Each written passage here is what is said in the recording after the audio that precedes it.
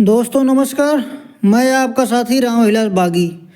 दोस्तों daily news से जुड़ी हुई महत्वपूर्ण जानकारी के लिए पूरा वीडियो ज़रूर देखें।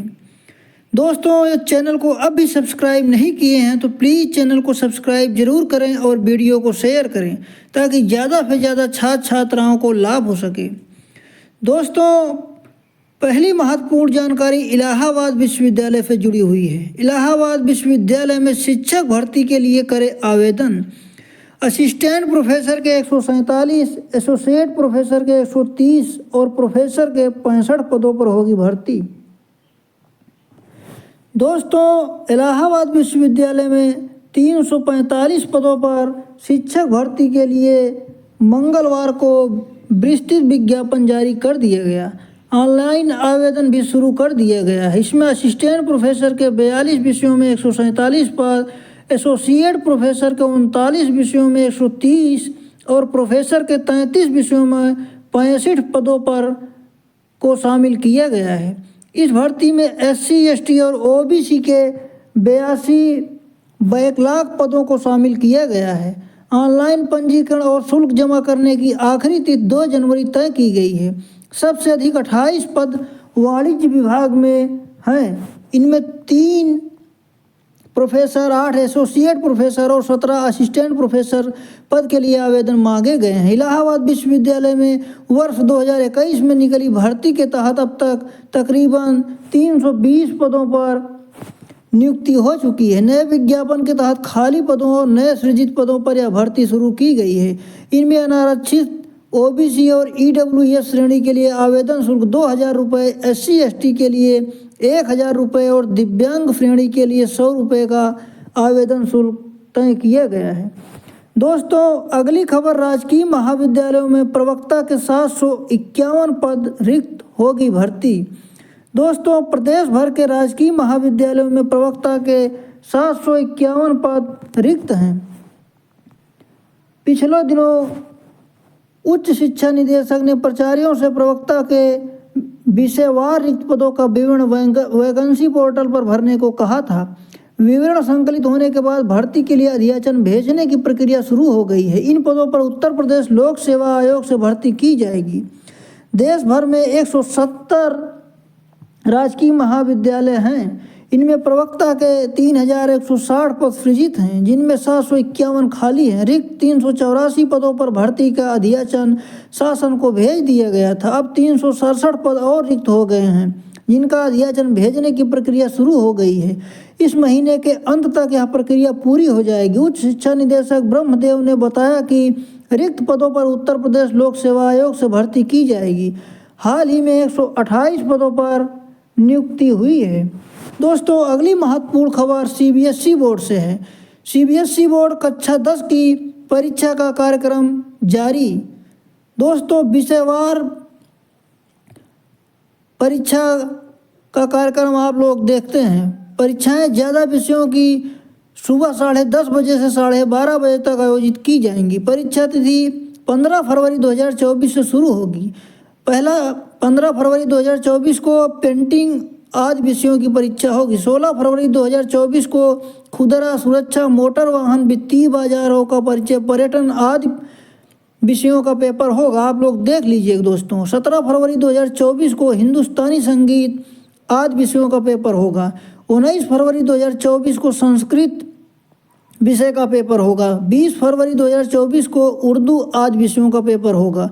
21 फरवरी 2024 को हिंदी आदि विषयों का पेपर होगा। 23 फरवरी 2024 national cadet Corp, Telugu, Telangana आदि विषयों का पेपर होगा। 24 फरवरी 2024 को पंजाबी, सिंधी, मलयालम आदि विषयों का पेपर होगा। 26 फरवरी को इंग्लिश लैंग्वेज का पेपर होगा। 28 फरवरी को element of business health care का पेपर होगा।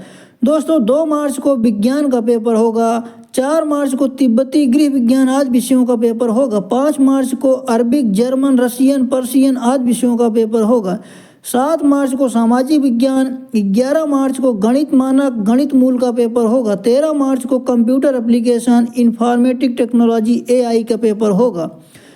दोस्तों इसी प्रकार कक्षा 12 का कार्यक्रम भी आप लोग देख लीजिए। सीबीएसई कक्षा 12वीं का परीक्षा कार्यक्रम 10:30 बजे से 1:30 बजे तक परीक्षा आयोजित की जाएगी। दोस्तों 19 फरवरी को पहला पेपर हिंदी ऐच्छिक को होगा।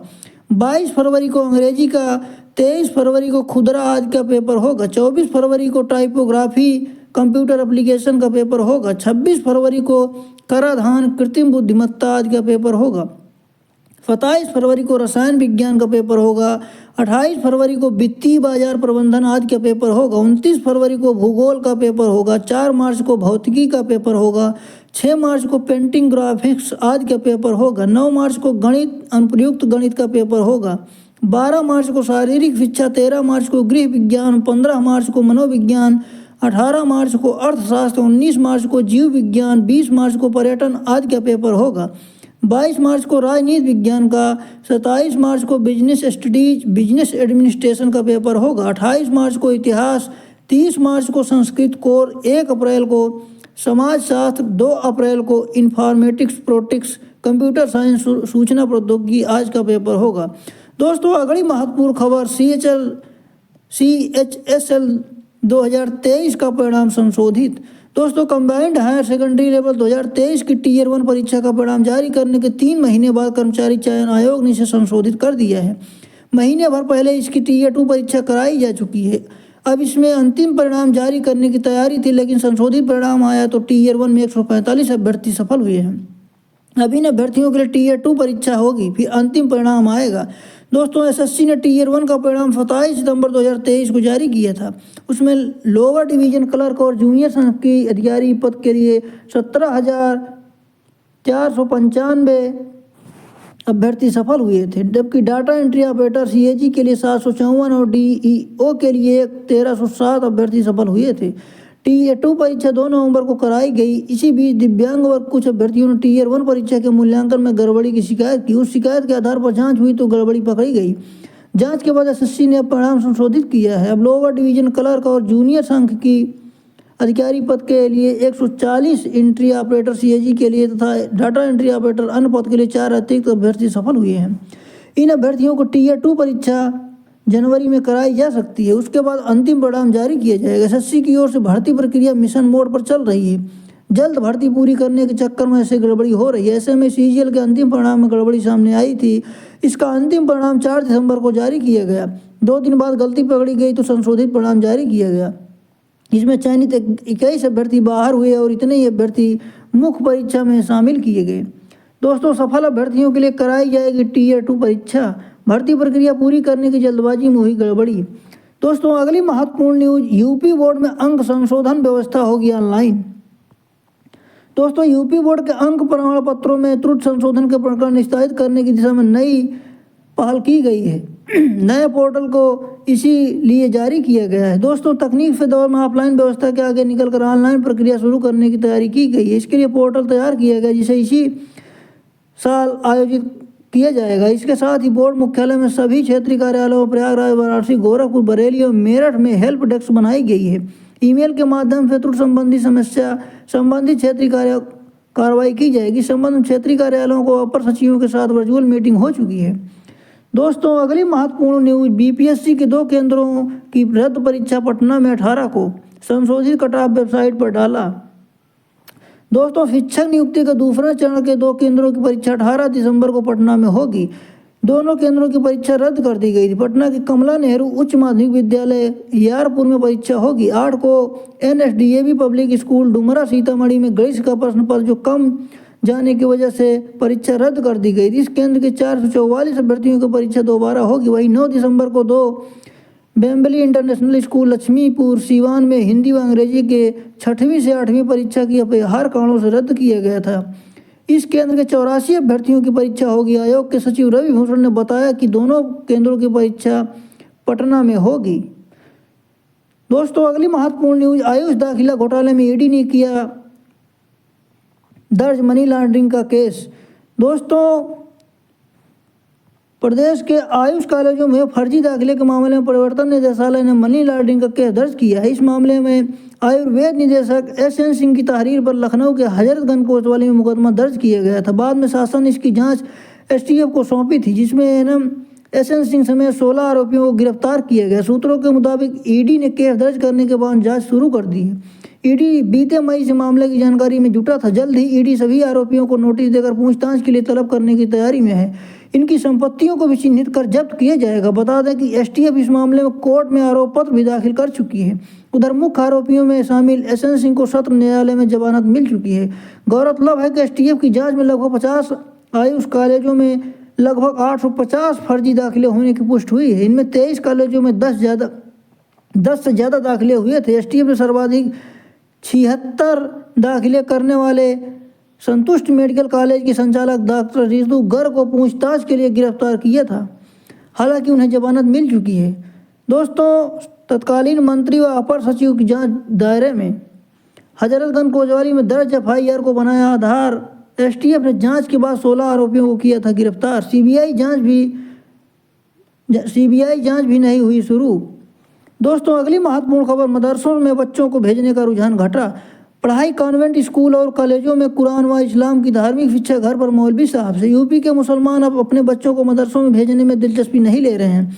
वजह धार्मिक शिक्षा के साथ ही अंग्रेजी, गणित, विज्ञान आदि आधुनिक विषयों की पढ़ाई चौपट हो गई है। मदरसों में पढ़ने वालों की लगातार तादाद घटती जा रही है। वर्ष 2021 में 1,62,672 छात्र छात्राएँ पंजीकृत थे।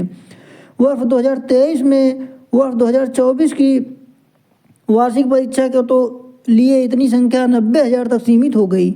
यूपी के मान्यता प्राप्त 7,442 मदरसों में 21,216 नियुक्त कार्य शिक्षकों को 6 वर्षों से मानदेय नहीं मिला है। वे शिक्षक में रुचि नहीं ले रहे हैं।